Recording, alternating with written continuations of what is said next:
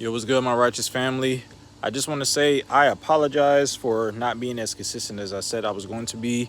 It has been affecting me, how like I have not been releasing the words that I believe that the Lord wants me to release and basically talk about. But I just wanted to say I take accountability and responsibility, and I repent. I've been on this trend of this topic of basically baptisms, and I believe it's something that I really just have to continue to stress when it comes down to the transition of making a non-believer into a kingdom citizen. If someone wants to negotiate their way into paying a price, then they don't truly value the work that's already finished. So the question is, why do we allow ourselves to keep making allowances for people to get our stamp of approval when it comes down to kingdom associations? God doesn't negotiate his standard he did not negotiate his standards when he died for us at a high price.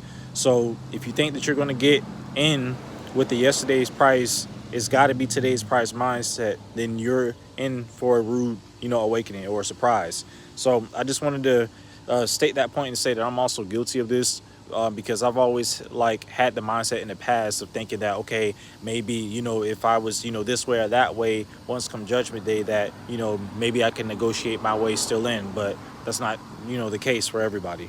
Correction, that's not the case for anybody. It's not the case at all. It's basically a marriage and a holy covenant that we're into. So you can't have the piece of the cake from the world and still want to have benefits of Jesus Christ. And it's the same thing when it comes down to water baptisms. This message is basically me, talking about the thief on the cross. But I wanted to explain how it's literally the same when it comes down to anybody else, when it comes down to marriages or relationships. You have to go in and approach someone the way how they want to be approached, or else you're not going to build that intimate relationship.